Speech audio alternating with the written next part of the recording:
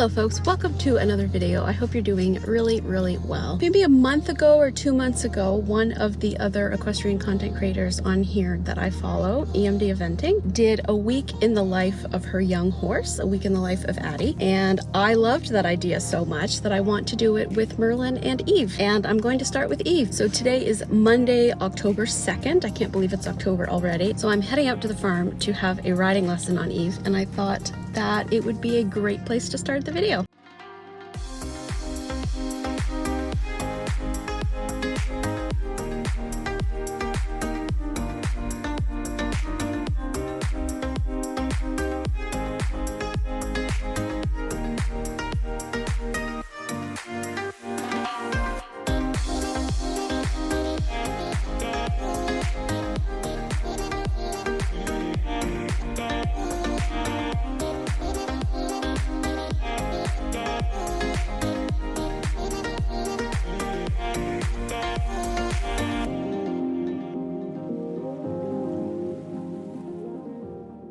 That was probably the best lesson I've ever had on her. We did some really nice trot work, we worked on leg yielding, and we did a new thing, which was to start to introduce the idea of counter canter by cantering her straight down the long side, straight down the quarter line, and then going towards the wall. And she did really well, and I think that's going to help her canter work a lot. I'm absolutely thrilled. What a great way to start the week. Something I did mention in one of my recent videos is that we are having a test riding clinic here at the farm at the end of October. I'm going to do it on both her and Merlin, and I've decided with her that I'm going to do walk trot just because her canter is still a work in progress. So we're going to just take it kind of like I did with Merlin for his first Dressage Riders Online test. We're going to just take it a step back past what we're kind of working on and really work on finessing those basic skills needed for a walk trot test.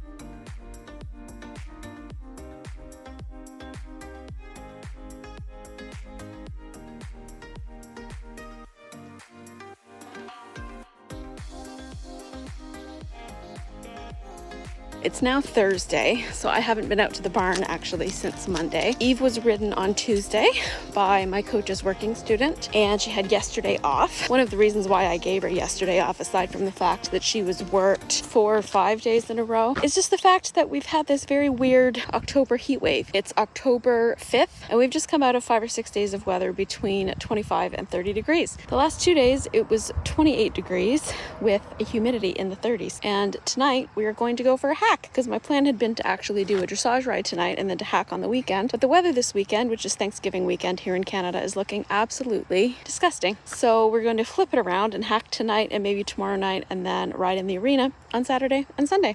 Hi, darling. What are you doing?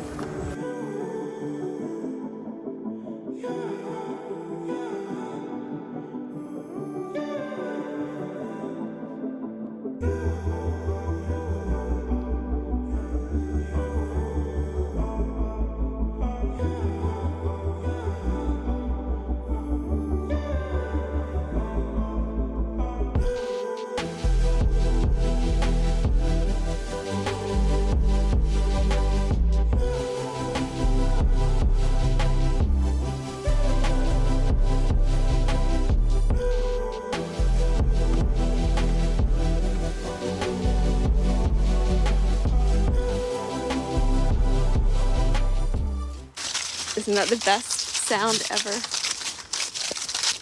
And it was about a year ago now, almost exactly a year ago, since Eve was introduced to the channel, which is quite fitting because I mentioned in a recent video that there was some bittersweet news, and that news is that Eve is technically now for sale. I don't think my coach, who's her owner, is in any rush to place her in just any home that comes up. We both think that she would make a fabulous little eventer. So unfortunately, that means that our adventures together on this channel might be coming to an end sometime in the next few months. I'll continue making videos of our journey together until then. It's definitely sad and bittersweet because she has come to feel like a hard horse, and I love her very much. But I've always known that she would eventually potentially be for sale. In another lifetime, if I won the lottery or was born into money, I would definitely be buying her. But I also feel a huge sense of accomplishment of all the work that I've done with her over the last year. I've worked with OTTBs in the past, but it's the first time that I've trained an EX-RACE horse, mostly on my own with the help of lessons from my coach. Her first few rides off the track were done by a friend of mine, but I started working with her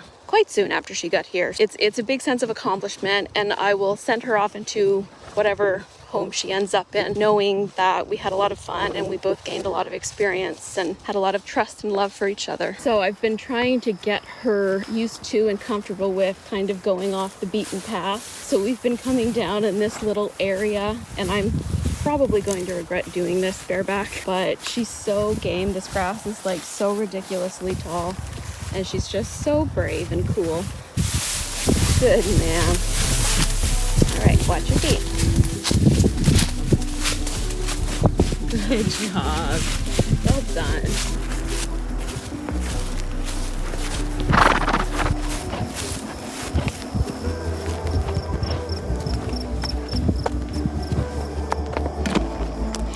You're so clever.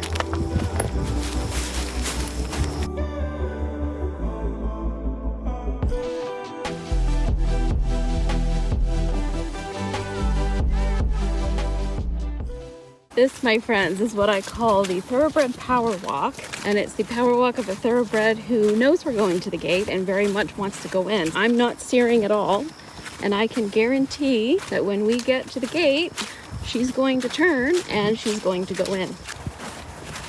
You are so silly. Yep. That's what I thought.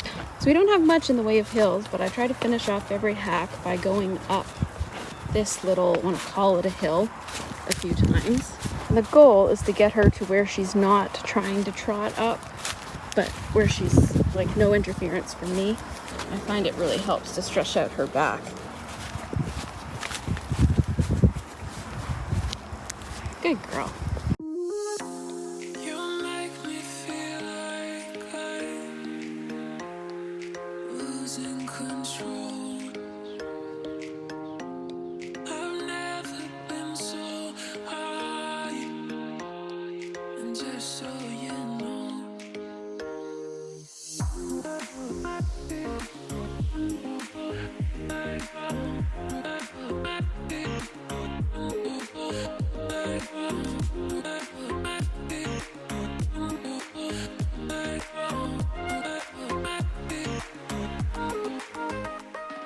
Okie dokie, so this is a very tired Kaitlyn coming to you from Saturday morning. I'm just getting ready to head out to the barn for barn chores. I have a couple goals for Eve today. One is to just work on some dressage work, but the main thing is to use my Pivo to record our ride so I can hopefully get some good trot footage for her sales video. Come here, you. Shall we go do some dressage? Huh? Shall we go do some dressage? Yeah. She is the dirtiest that I have seen her in months because we've actually had some rain. So she actually has mud to roll in. Yesterday she wasn't actually too bad, but today she's dirty. I'm going to explain a little bit about what her typical week will look like. I work Monday to Friday, 8 to 4. So during the week, I come out in the evenings, and then I typically come out Saturday and Sunday. When I'm trying to plan out her rides for the week, I'll plan to do her two most intense rides on Saturday and Sunday, and then to keep it a little bit lighter throughout the week. Typically when my coach is around, I'll have a lesson on her on Saturday, and then I'll plan a jumping session for Sunday. Now that will not be the case this week because we're actually working towards a dressage test riding clinic. And then during the week, while we still have light, I'm taking advantage of the hacking while I have it. So on nice nights, I will hack or at least do the warm-up part of my ride in the field, and then do shorter, more focused rides throughout the week. So I'll do like 30 minutes in the arena focusing on a warm-up, and then maybe 5 to 10 minutes of leg yielding or 5 to 10 minutes of working on shoulder force, something like that, so that she's still getting targeted sessions where we're working on something, but not as long and intense. And I try to do cross training as much as I can as well. So I ride her 4 to 5 days a week, and then my coach's working student is now riding her once a week. So I factored that into when I'm going to give her days off. She's definitely in a more structured schedule than Merlin is, and I actually have a lot of fun like planning what I'm going to do with her. And something that I try to do with her as well is to incorporate some of the body work techniques that Merlin's body worker has taught me just to help, you know, ease her comfort and to help relax her before I ride. And it's really helping me to understand, like, when I feel a little bit like of a ball of tension on one side compared to another, that maybe I'm leaning too far towards one side or something like that. And she's the prime example of like training isn't just about riding. If you followed her for a while, you'll know that she used to be tough to catch sometimes, and now we no longer have those issues, do we? No. And she also had a lot of barn anxiety, especially by herself, and now she's perfectly content to stand in here on her own, to be tacked up. If I need to go to the other side to grab something, I'm comfortable leaving her standing on her own. And it's just time and patience. You can't shortcut things like that. Oh God, you're still dusty. You wouldn't believe that I ran like 4 different brushes over you. Yes, we're actually using a saddle today, my girl. We're actually using a saddle today. And it's funny, on the cross ties, she used to be really wiggly, and like you could tell it was just her anxiety manifesting. And now one of the only tells that she has now that she might be feeling a little anxious on the cross ties is she'll lift one of her front feet and like paw the air. But even then, it's not a symptom of major anxiety, it's just she's feeling a little antsy. And this mare is one of the easiest horses ever to bridle, aren't you? Yes. And she's always been like this. So easy. Good girl.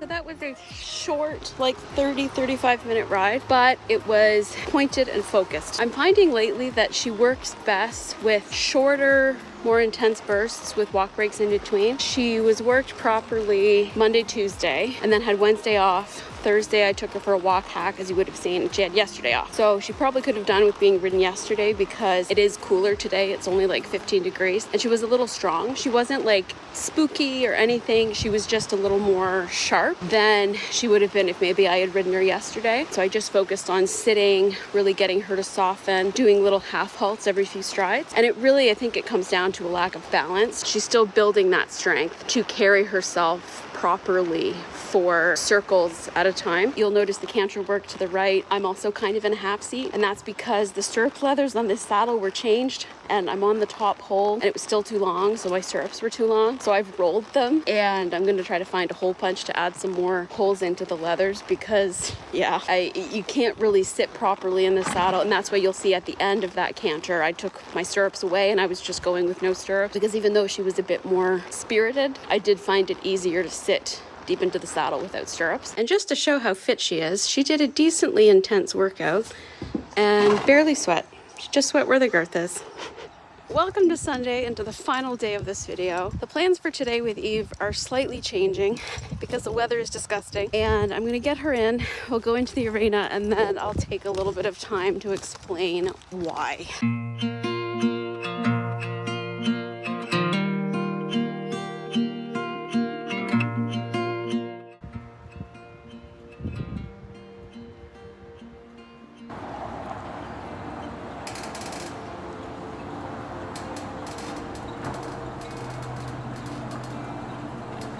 And this is why we are changing what we're doing today. I explained this in some previous videos from around this time last year. But around this time last year, Eve and I had a not so great ride on the very first day of fall where it was really cold and windy and the arena got a little noisy. I got on and she was very spooky. I kind of went through the ride with the mentality of trying to contain her energy and get her to relax. That makes sense when you think about it, but I've come to learn that a lot of times in trying to get them to relax, we just shut them down and we encourage them to internalize their energy rather than expressing it and really allowing them the space to get used to a change in an environment that has become very familiar to them. Essentially what happened was she was very spooky and then she just did a really big spook. I got off, tried to lunge her to get her some energy out, and it just wasn't a great ride, and she kind of went over threshold, and then we started having catching issues because she had lost some faith and some trust in me. We overcame that by basically not riding for 3 weeks, doing a lot of groundwork, rebuilding a sense of trust and rapport between the two of us, and it really paid off, and that taught me a big lesson. So my original plan for today was to do some dressage work, but I got out of my car and I felt the kind of same feeling in the air that I felt this time last year when we had that not so great ride, and I thought, you know what, let's just give her some space, because last year in trying to contain her energy, I made her explode. I've got her loose. She had a couple of little trots around, one little buck, and she cantered away, and now she's just kind of walking around and sniffing. So I'm just sitting here, I'm allowing her the space. If she calms down, I might get on bareback, but if all she does today is explore, that's completely fine, because I know that if I give her the space today to acclimatize herself to this new feeling in the air, she'll be much better tomorrow. I've been talking a lot recently about checking in with myself, but also doing a lot of reflecting, and I'm actually really proud of myself because it shows a growth from this time last year. Are we feeling a little funky fresh? Hi. What's up? I'm gonna pick up your poop. Yeah. There's nothing in there. No, it's poop. Like, it's just nasty.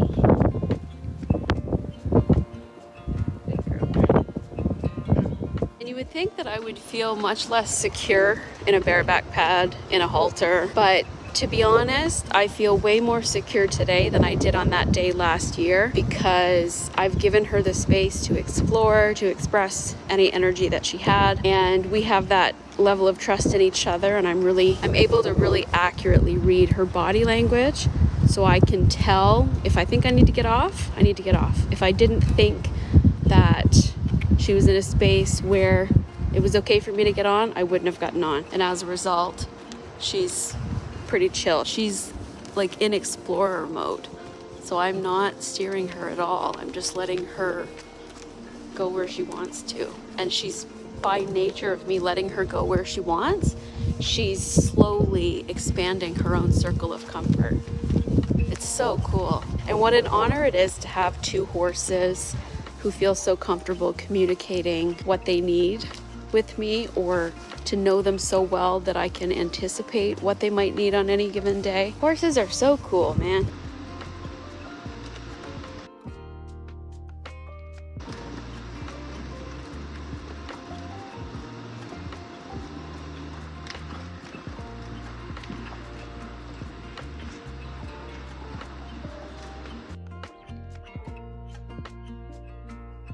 Well done. Yes. Well done. I said we were just gonna walk, but she started trotting and I let her, and she was super soft and she felt like she wanted to canter. So yeah, we did a little canter, and she was so chill and soft and focused, but had I just brought her out here in saddle and bridle and not let her loose, not let her investigate, she would have been so distracted by external factors that we wouldn't have been able to get that nice work. So I really enjoyed making this video. I hope you did as well. I got some really nice quality time with her this week as we shift from one season to another. So if you enjoyed this video, don't forget to hit the subscribe button, comment down below, and hit the like button because it really does help me out. I really appreciate all the people who have joined the channel recently and checked out my videos. I think I got off just in time. The wind is picking up. I don't know if you can hear that. Good girl. It's okay. It's all right. It's okay. Yeah, I know, baby, I know. Yeah, we're gonna get her out of here and we'll finish the video inside the barn. Ugh. And now the sun comes out. Like, what? What is this weather? 3 days ago it was 30 degrees. So anyways, as I was saying, thank you so much for the support on my recent videos. It really does mean the world to me. I feel like I am in a place now where I'm being the most authentic version of myself, both online but also with my horses, that I've ever been. So it's been a really wonderful experience to document that process and make videos about it. If you are interested in seeing more and you're not yet subscribed, please do. I have a lot of exciting, what I think are exciting videos coming up in the next month or two, and also some what I hope are meaningful and thought-provoking discussion videos on the way as well that I'm starting to work on. I hope you're having a wonderful day wherever you are. Don't forget to give your horse or pony a hug or a kiss the next time you see them, and I will see you next time. Bye!